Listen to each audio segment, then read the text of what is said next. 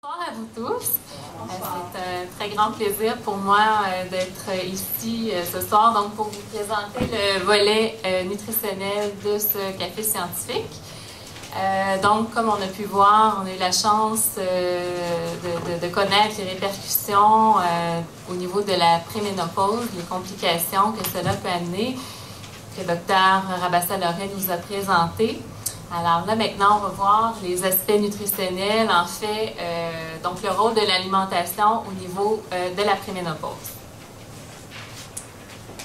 Donc, on a vu au niveau de la préménopause, on sait que c'est une phase critique qui se caractérise donc par des changements importants au niveau du profil métabolique et hormonale. Donc, on sait que c'est vraiment une phase où est-ce que les fluctuations hormonales sont à leur maximum. Période où est-ce qu'on remarque aussi une augmentation de l'incidence de différentes maladies chez la femme. Donc, on parle ici de, excusez-moi, augmentation des risques de diabète, d'obésité, de maladies cardiovasculaires et d'ostéoporose.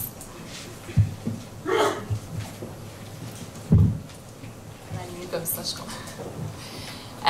Les femmes aussi, bon, on sait qu'ils passent en fait plus du tiers de leur vie en ménopause. Alors, c'est vraiment la promotion de la santé à cette période est vraiment cruciale. Et donc, on sait que parmi tous les facteurs de risque, les habitudes alimentaires et l'activité physique sont d'importants facteurs dits modifiables. Donc, où est-ce qu'on peut faire des changements pour amener des effets bénéfiques à long terme. Donc, le rôle de l'alimentation à la préménopause, en fait, ça permet d'optimiser la santé des femmes durant cette période de transition. Permet aussi d'observer des effets bénéfiques à différents niveaux. Donc, on parle ici de gestion de poids.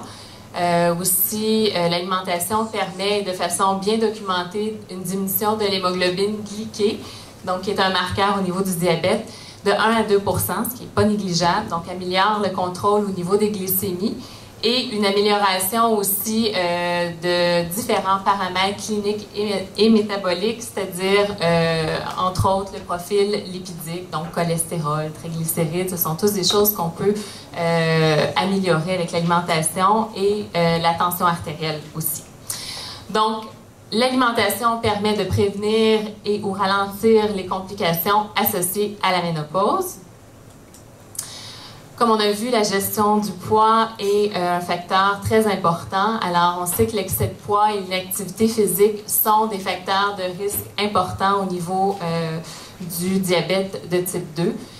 Et on sait aussi qu'en début de ménopause, en fait, les femmes peuvent prendre en moyenne un demi-kilo par année, jusqu'à concurrence de 5 kilos au total. Alors, ce qui n'est pas négligeable.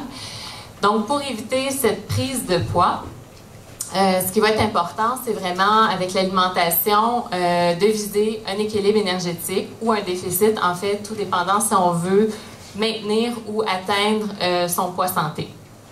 Deux facteurs importants pour atteindre cet équilibre énergétique, augmentation de l'activité physique, donc pour augmenter la dépense énergétique, brûler plus de calories, et une diminution des apports caloriques, donc diminution de notre consommation en calories. Donc, l'alimentation au niveau chez les femmes, en fait, en préménopause, ce qu'on veut, c'est une alimentation qui est satisfaisante, qui est variée et équilibrée. Donc, l'approche va être individualisée suivant les recommandations du Guide alimentaire canadien. Alors, ce qu'on va vouloir aller chercher, c'est des aliments variés provenant de chacun des groupes alimentaires. Donc, ce qu'on veut, c'est de choisir les bons aliments et d'en contrôler la quantité. Privilégier aussi des aliments à faible densité énergétique pour éviter la surconsommation en calories.